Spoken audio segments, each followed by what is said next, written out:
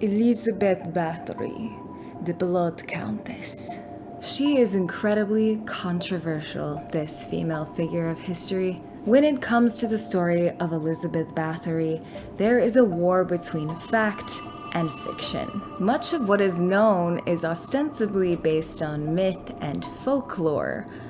Or is it? She is actually credited in the Guinness World Book of Records as, quote, the woman who committed the highest number of murders. She is credited with 650 victims, although 80 murders could be proven. That's still a lot of murders that could be proven. There is a story that Countess Bathory was slandered by a political conspiracy. She was imprisoned after being arrested of multiple murders, but she was actually never tried. They just kind of let her stay away in her castle. So did she commit all of these crimes alone or at all? This is the story of Elizabeth Bathory, the Blood Countess of Hungary. So who is this freak? Countess Elizabeth Bathory was a Hungarian noblewoman who was born in August 1560. The same year that the wooden pencil was invented. During her childhood, she grew up in a castle that I can't pronounce. Exed, E-C-S-E-D. She grew up in this castle with her incredibly wealthy noble family. As a child, she struggled with a number of health issues, which at the time was considered falling sickness. Nowadays, with our modern understanding of this illness, this would be considered epilepsy. Her symptoms included near constant migraines, mood swings, and seizures. And her sickness was treated by, quote, rubbing the blood of someone who wasn't affected on her lips. Gross. Interestingly enough, other members of the Bathory clan also suffered from this, and some of them were very violent and quite mad. This was a Bathory family trait, and her family was considered to be fairly educated, and because of this and their wealth and status, there was a lot of interbreeding, and this may have caused some of these health issues to occur over time. By wealthy, I mean very wealthy. She was also related to princes and the King of Poland and some bishops. One of Bathory's relatives was the Prince of Transylvania, who was documented as being incredibly mentally unstable. Her family actually is described by historians as being unusually cruel. And that's saying a lot because noble families, nobility, they're royalty, their bloodlines are God ordained. So they're almost considered like a different species than servants and peasant folk. And peasants, it was the norm to beat them horrifically and very brutally. So for the Bathorys to be considered like unusually violent and cruel is saying something for the time. And Elizabeth certainly witnessed a lot of this brutality. In addition to the status of her family and their behavioral characteristics, she also grew up in a time of war. Like throughout her entire life, they were at war. There's a story about a very violent incident that Bathory witnessed when she was just 6 years old. This story is about a gypsy who was being tortured, and then they were taken after being tortured within an inch of their life, taken, and a horse was opened up and they were stuffed inside of this horse while they were still alive. And then they were sewn into the body of the horse and left to die. The rot and decay and murder that she witnessed was at a very, very young age. When Elizabeth was 13 years old, she was engaged to an 18-year-old count named Ferenc Nadesi, though their marriage had been arranged long before that. They went on to have a number of children together, and the Budapest National Archives has handwritten letters from Bathory herself, and these letters are very interesting because they show how loving of a mother she was and how much she really cared for her children. A lot of people find this to be kind of disturbing and perplexing because she has this maternal instinct for her own kin, and then she was just a monster to so many young women and girls.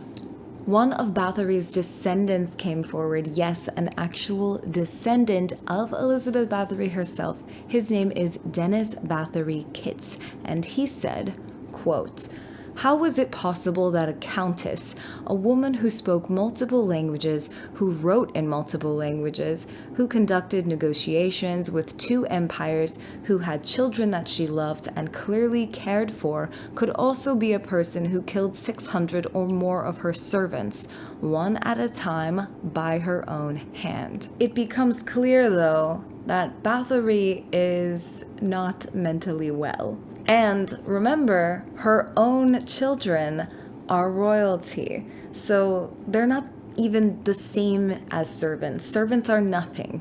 They don't mean anything. It's not the same thing. It is quite interesting to see her duplicity, I guess, or her ability to compartmentalize. There's a documentary that I watched on her where one commentator actually described her as being like the Paris Hilton of her time. They said that she was so wealthy. She was still a woman in a patriarchal society, but she had a lot of freedom and essentially could do whatever she wanted. Bathory was also known for being very sexually promiscuous from a young age. So if she wanted somebody, men or women, she was also considered bisexual. And if she was interested in you, that was going to happen. There wasn't a negotiation about it. It wasn't a question. So she was incredibly entitled from a young age and was kind of reckless in her behavior. She got whatever she wanted whenever she wanted it. One great influence in Bathory's life was her aunt Clara, who by some accounts was considered a lesbian, but by other accounts was considered bisexual. And Aunt Clara was very into some interesting things. She introduced Bathory to witches and alchemists. 2 years after their engagement, she and Frederick Nadesty married. He was described as being handsome, incredibly rich, and a warrior. She was 15 at the time and he was 21.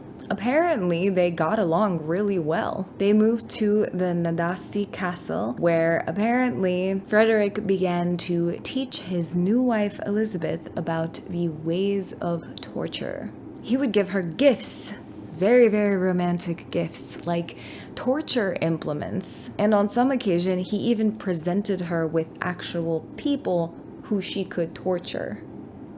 This is a quote from the Czech Center. He once gifted her spiked gloves that could be used on servants who made mistakes. For her amusement, Nadasdy restrained a young woman who was then covered in honey and left to be devoured by insects. I've heard a couple accounts of this story. This poor girl was left outside to be stung by insects and bitten all over because she was covered in honey. It was absolutely horrendous and completely pointless. Well, it wasn't pointless to them. The point for them was to get entertainment out of it because they were both sexual sadists, and I think that that's partly why their marriage worked. I think they almost lucked out with each other because they were both considered to be so cruel. The torture games got so bad that their local minister actually wrote a letter complaining about it. And this really says a lot about how bad it was because, as I mentioned previously, severe punishments and brutality towards servants was the norm. But the fact that you actually have someone willing to stand up to people who are that powerful to complain and condemn their behavior says a lot about how bad it was getting. While her husband was away, Elizabeth basically ran their estate. She was running the family business essentially, and this included meeting with different nobles and keeping up their estate, which included 7 different castles. So she would travel. She was described as a shrewd woman who had an unusually good grasp on military matters. It does say a lot that she was essentially given control to have these meetings and to discuss these kinds of matters. It was an unusual position for a woman at that time, but apparently Elizabeth was quite good at it. Sexist. In 1604, Elizabeth's husband died while in battle. Her level of violence dramatically increases at this point, and she relocates from the Nadasdi castle to Castiche Castle. Cachtice. I'm probably saying that wrong. Castiche. Castice. Castiche. Castiche? Castiche? Anyway, she relocates to another castle.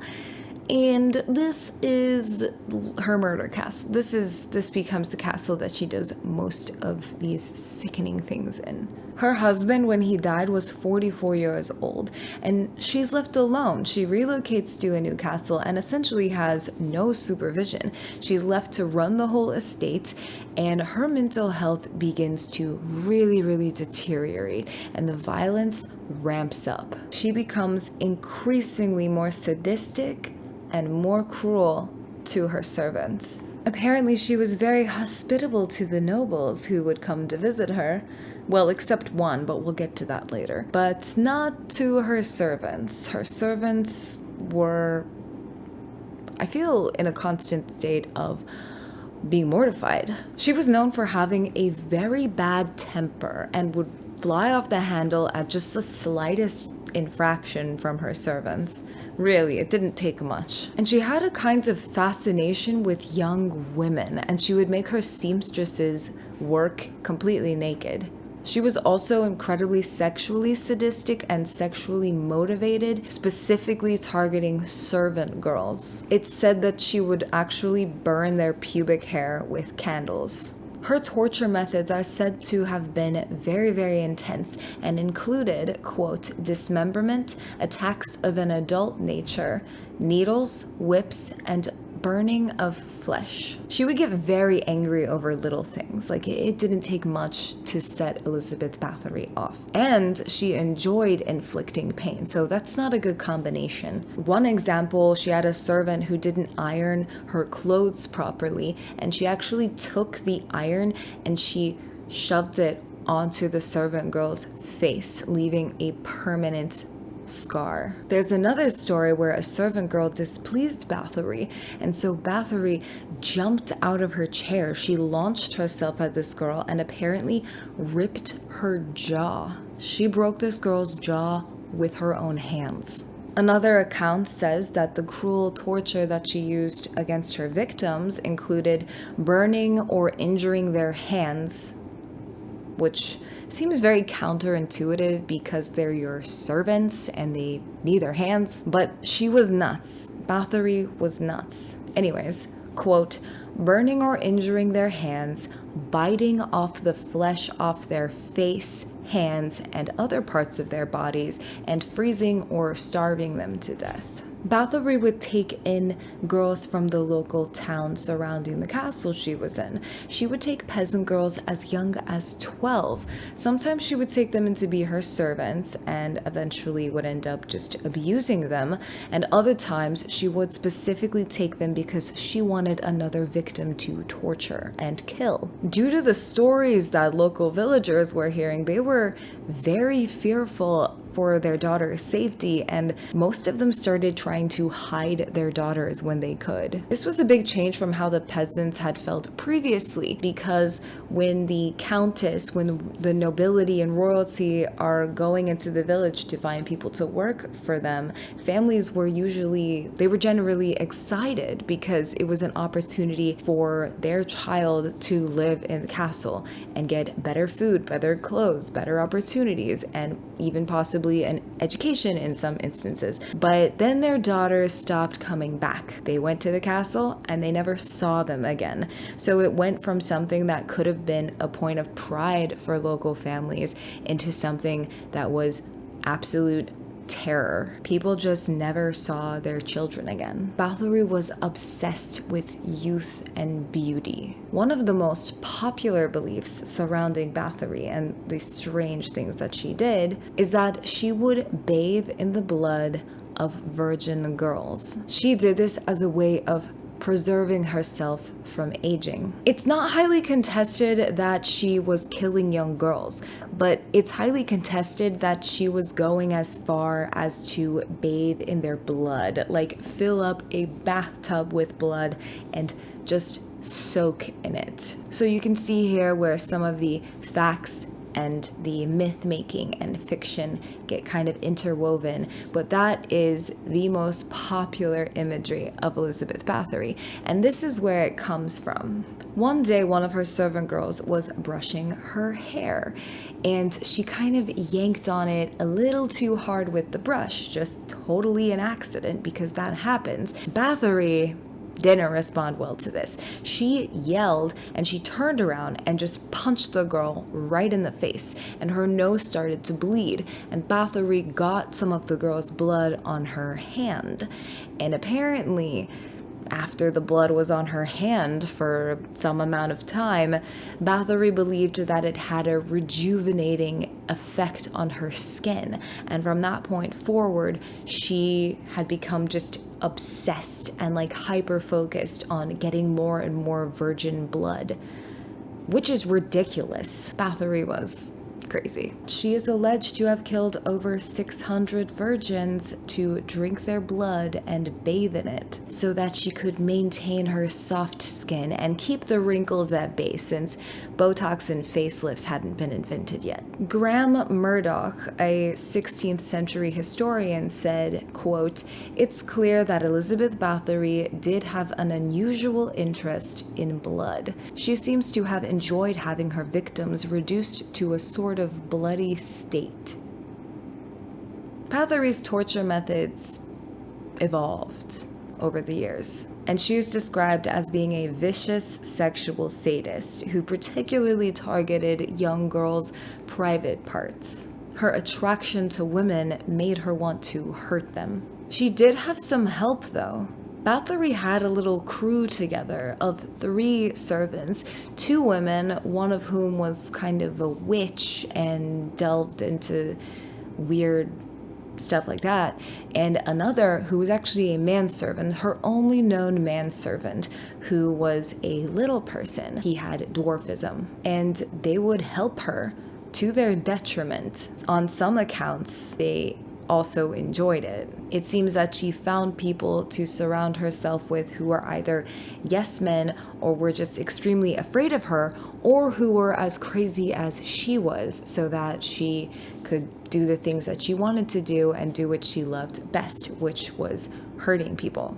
There's another story of something that she did with the help of this crew that she had put together, where she would take servants out who displeased her or who she just felt like torturing, and she would take them outside in the winter and have them completely stripped so they were naked, and then she would have ice cold water poured on them so that they would actually freeze to death right in front of her. And in some cases, their bodies froze to the ground. Historians say that at this point she was just completely mad. She'd completely lost her mind, and it sounds like it, honestly. In part, I think that the madness came about because at this point in time she was just completely unchallenged, and there was an element of experimentation to her torture methods. Because she had done so many horrific things, she was almost at times getting bored and was basically experimenting to see what kinds of things she could get away with, to see the effects that her torture methods would have on humans. There's one story where she had a torture device made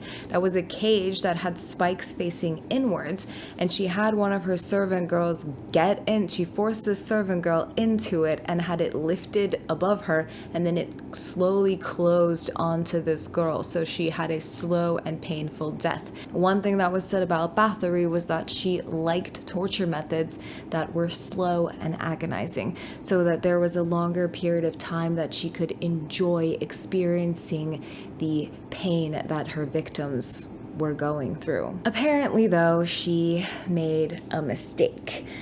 Bathory had a noblewoman come to her castle. An investigation into Bathory's crimes began when she tortured a young noblewoman. Peasants were one thing. No one cared about them. No one took notice. That's why Bathory was able to get away with her crimes for so long, because she just targeted peasants and servants. She hadn't hurt anyone of nobility. And truly, at this point in her life, she had a lot of bodies to get rid of. She would be rolling people over the castle wall, pushing them out of a carriage, dumping their body in the streets or in the river, like just blatantly disposing of human remains, mutilated, beaten, tortured bodies of young girls because she could get away with it.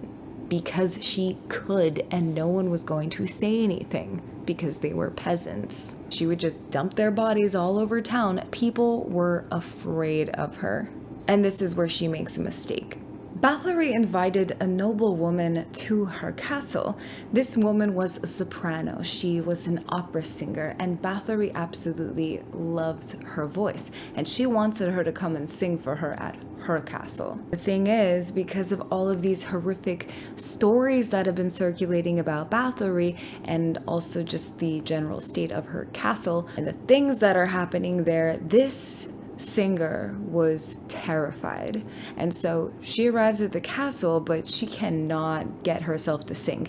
Nerves are holding her back from being able to give a good performance, and because she's not singing well, Bathory flips out. She jumps out of her chair and attacks this woman, and eventually she kills her. Even though she wasn't as high class as Bathory was, she was still a noble woman. She had noble blood, and this caused an uproar. This was the end for Bathory. In 1610, the King of Hungary, Matthias II, or Matthias, or Matthias II, I don't know how to say his name. He sent 2 men to Bathory's castle to investigate and to collect evidence on her. They came back with dozens of eyewitness statements about Bathory and the horrific things that she had been doing. These eyewitness accounts included the 2 men who had been sent to investigate her. When they arrived at the castle, almost immediately, they stumbled upon a body, and then another one, and then another one, and then another one. Their account says that in total, they found 9 bodies of young women who had been beaten and mutilated. These mutilations included burning and biting.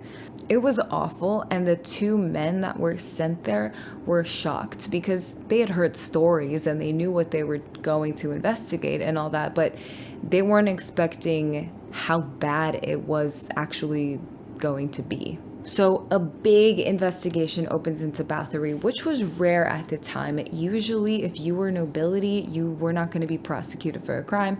Actually, she wasn't prosecuted, but there wasn't even going to be an investigation into you. Like, you could just do whatever you wanted, for the most part. They interviewed about 270 people, some of whom were interviewed multiple times. And according to a historian, of all of these people, quote, only about 4 of them said, "I know nothing about this." The King of Hungary wanted to give Elizabeth Bathory the death sentence. Bathory still had influential acquaintances who were able to persuade the king not to do this. She actually never even went to trial. She was just basically given kind of like a solitary confinement sentence, but she was basically confined. It wasn't even solitary. She was just confined to the castle that these murders took place in. She was confined to it for the rest of her life, and she was able to walk around the castle freely. So like, she was basically on permanent house arrest. That was her punishment. Her servants, on the other hand, they were tried and they were convicted for the murders. All 3 of them actually confessed to committing the murders, but they were tortured beforehand. So these were basically coerced confessions. And I do believe, based on the accounts, that all 3 of them did play a role in helping her and covering up stuff and just gleefully participating in some of these torture fests that she had with these young girls and, helping her murder them. But Bathory absolutely was running this show. And so the three of these loyal servants took the fall for her, and she basically lived in the castle. And she didn't live there for very long, because just 4 years after her arrest in 1614, actually by the time all was said and done, it was closer to just 3 years that she had been in the castle, she died. She passed away in her sleep at the age of 54. Originally, she was buried in the town cemetery, but a lot of the local villagers protested because of her crimes and the awful influence that she had had over the years of them living under her, and they were like, we don't want her body here. So her body was actually moved back to the town that she grew up in, and she was buried in the Bathory family crypt. It is believed that the number of her victims could have been as high as 600. It has been theorized that Countess Bathory was essentially set up by the King of Hungary. He was actually in debt to her, and so for political reasons, it would have made sense for him to want to eliminate her from court, or just, get rid of that debt that he owed her, because the person he owes the debt doesn't exist anymore. But there are easier ways to do that. Like, the controversy comes about as saying that she may possibly have just been a victim of this political rivalry and that her whole reputation was tarnished. I don't believe that. Based on the accounts, I do think that she was severely mentally deranged and absolutely committed murders and was a sexual sadist and was psychotic. But it doesn't make sense to me that if this was simply a story that was spun, she was never going to be Queen of Hungary. She was a countess, and she had, sure, her family had influence and wealth, and she was related to wealthy, influential people, but this doesn't seem like the kind of story you might spin about somebody just because you owe them a debt. What if you could have just sent an assassin or something? That would have been way easier. Why come up with all of this? And church records at the churches in the areas where her family's castles were show that that there were a lot of deaths of young women whenever she was in the area. And there are just too many accounts that are actually based in historical records to support that she was a serial killing, mass murdering maniac of a woman. So I personally don't want to let her off the hook that easy. There's actually a statue of Bathory that was erected at Countess Square. God, it's really hard to say that. Countess, which sits in front of the St. Ladislav, which is the church that she was buried in. Apparently, locals absolutely hate this statue, and it makes sense why they hate it. Pop culture. There have been multiple movies made about Elizabeth Bathory, and she's inspired many characters and books throughout the years. In the 18th and 19th centuries, vampires became very, very popular in literature, and Bathory was a huge influence for Bram Stoker's Dracula, and her influence continued on in pop culture from there. There were a number of movies that have come out about Bathory. Most notably, Bathory, Countess of Blood, that came out in 2008. This movie is more historically accurate and focuses on Bathory's life during the war. Though in this movie she wears a wig and it makes her look like she's wearing Napoleon Bonaparte's hat, which I wasn't a huge fan of. Kind of is giving Dora the Explorer gets electrocuted. But overall the movie was pretty decent, and she does take the wig off. The movie tells the story of a woman whose husband has been gone at war for many, many years, and she kind of goes insane. She has this nurse, maid, lady, hag, witch doctor who becomes her chief advisor and gives her basically psilocybin mushrooms to drink as an elixir. She starts to use blood. So the story is very much Bathory themed, but it doesn't exactly go into detail about the tortures and killings. The second movie, however, does. explicitly. The Blood Queen came out in 2015, and this movie is more of a horror thriller movie. It follows two orphans who are looking for their sister, a peasant girl who goes to Bathory's castle to work for her and goes missing. These two orphans begin to work for Bathory and start to discover all of her sinister and evil crimes. There is actually a prop in this movie that really got my blood going, because this prop essentially looked like Patrick Bateman's business calendar with all these sketches of girls being tortured and lots of red, bloody paint. And this was Elizabeth Bathory's journal that she kept with hundreds of victims. And I was just thinking, someone in the prop department had to spend hours making that. And then I wonder where it is, because it was actually a pretty cool prop. But this movie explicitly goes into the torture. And they didn't really try to make Bathory look like her. She was blonde in this movie and had much better hair. There aren't many portraits that exist of Elizabeth Bathory, and over the years, there has been a wealth of fan art that has come out of her, just depicting her in a bathtub of blood. There's also been a wealth of AI art that has come out, depicting Bathory in a bathtub full of blood. I also found action figures of Bathory.